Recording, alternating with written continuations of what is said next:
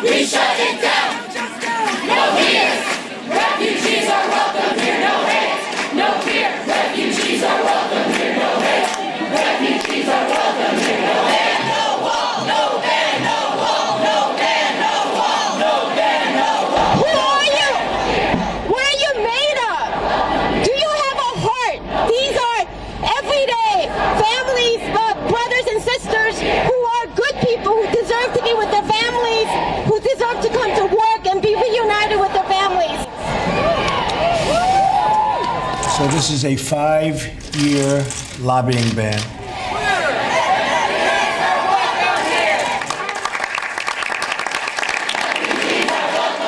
Totally. And is it a Muslim ban? Totally. It's not a Muslim ban. Refugees are welcome here. No hate. No fear. Refugees are welcome here. No hate. No fear. Refugees are welcome here. No hate. We are people, we are not the government. We are not doing nothing. If the government doing something wrong with this government, we are not responsible. I'm American and Iranian. What they can do? Why I have to be punished for somebody else's problem?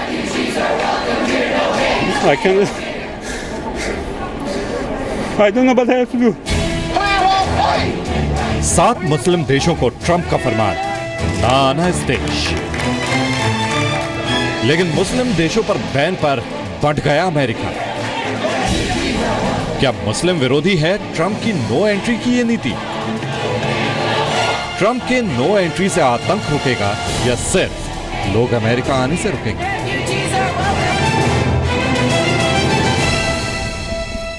नमस्कार, आपके साथ मैं नंदिता कुडेशिया हूं। 7 मुस्लिम देशों को America आने से रोकने के राष्ट्रपति डोनाल्ड ट्रंप के फैसले पर पूरी दुनिया बच गई है। ट्रंप सरकार की दलील है कि आतंक पर लगाम लगाने के लिए 3 महीने के लिए ये बैन लगा है। लेकिन न सिर्फ अमेरिका में फैसले का जबरदस्त विरोध हो रहा है, बल्कि ग्लोबल राजनीति में भी भूचाल आ गया है। फैसले के खिलाफ मामला कोर्ट भी पहुंच गया और न्यूयॉर्क की एक अदालत की जज एन डोनेली ने अपने फैसले में कहा है कि जिन शरणार्थियों को मंजूरी मिल चुकी है और जिनके पास वैध वीजा है, उन्हें अमेरिका से बाहर नहीं किया जा सकता। अमेरिका के 16 राज्यों के अटॉर्नी जनरल्स ने भी ट्रंप के फैसले को चुनौती देने का ऐलान कर दिया है। वहीं ब्रिटिश सरकार की आधिकारिक वेबसाइट पर ट्रंप को ब्रिटेन आने से रोकने के लिए जारी पिटीशन में अब तक 8 लाख से ज्यादा लोग दस्तखत भी कर चुके हैं, जबकि 1 लाख दस्तखत होने की स्थिति में ही कोई भी मुद्दा ब्रिटिश संसद में बहस का मुद्दा बन जाता है। So this is a 5-year lobbying ban.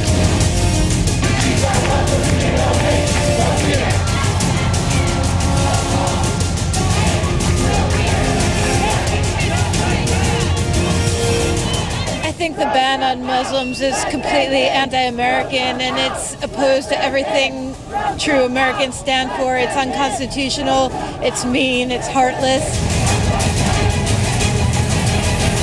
Well, I'm an immigrant myself. I've been living in New York for 10 years and this is the worst thing that has happened. I mean, putting a religious test to getting into the country is never heard of, and I think it's time for everyone to stand up.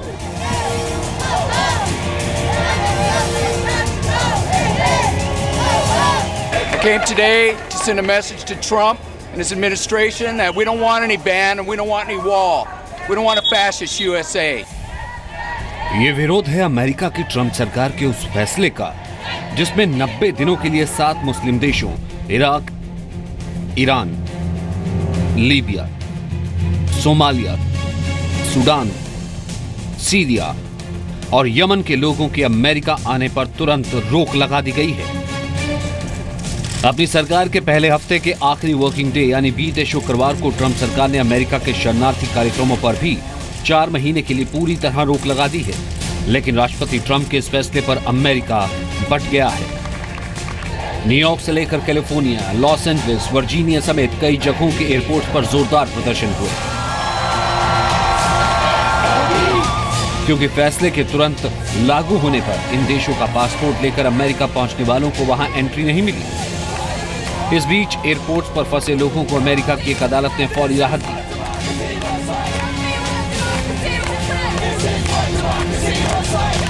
Court ने airport पर फंसे इन 7 देशों से आए visa holders या शरणार्थियों को वापस भेजने पर फिलहाल रोक लगा दी है।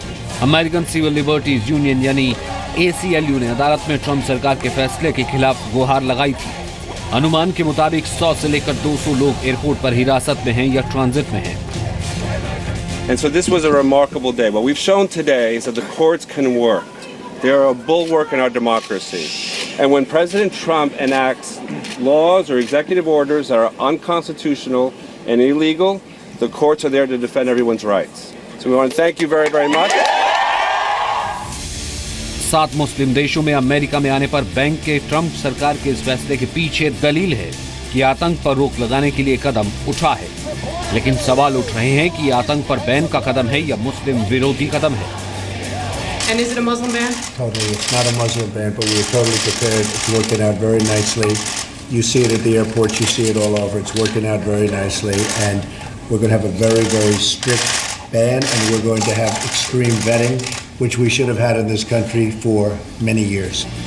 डोनाल्ड ट्रंप की दलील एक और, लेकिन 7 मुस्लिम देशों पर बैन के बाद न सिर्फ सड़कों पर मानवाधिकार कार्यकर्ता उतरे हैं, बल्कि कई बड़ी अमेरिकी कंपनियों ने भी मानो ट्रंप सरकार के खिलाफ बगावत कर दी है।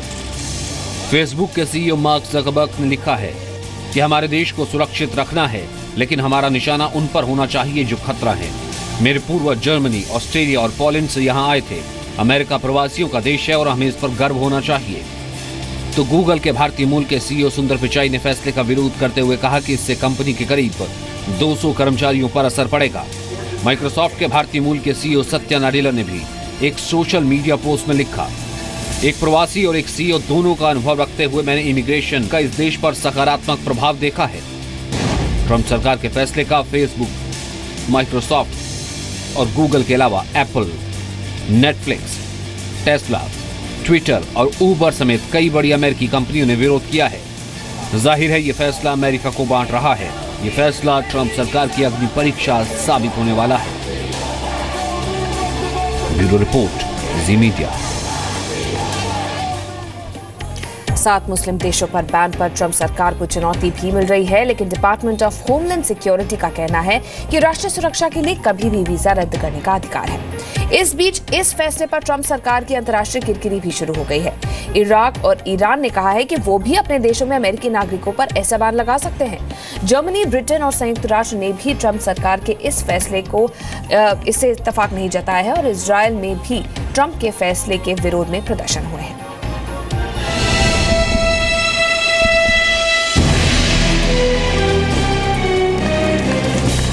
28 जनवरी को डोनाल्ड ट्रंप ने जर्मनी की चांसलर एंगेला मर्केल से टेलीफोन पर बात की थी।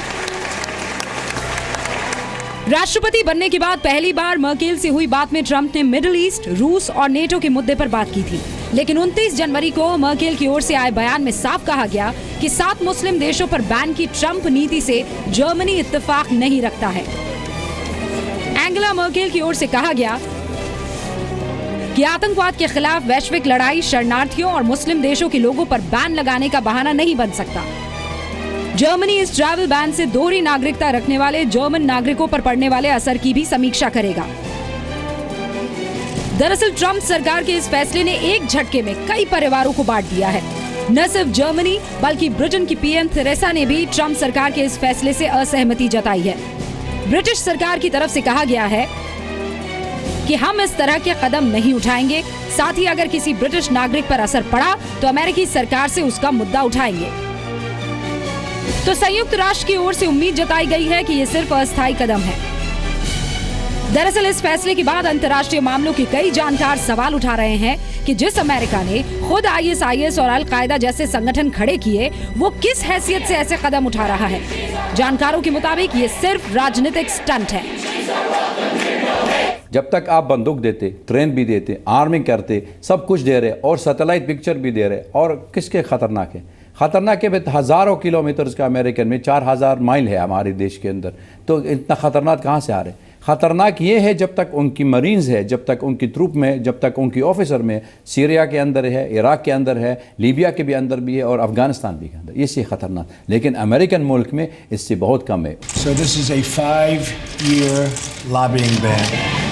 सवाल ये भी है कि क्या ट्रंप सरकार का ये फैसला वाकई आतंकवाद पर रोक लगा भी सकता है या नहीं। कई जानकार कह रहे हैं कि जब आतंकवाद के सबसे बड़े एक्सपोर्टर पाकिस्तान को इस फैसले से बाहर रखा गया है तो ये फैसला कैसे कारगर हो सकता है। They are friendly countries. They have a political vested interests are there. America has got vested interests in the Saudi Arabia and also in the Pakistan. So they will never take action against him. They only talk to please the India, but they never do that.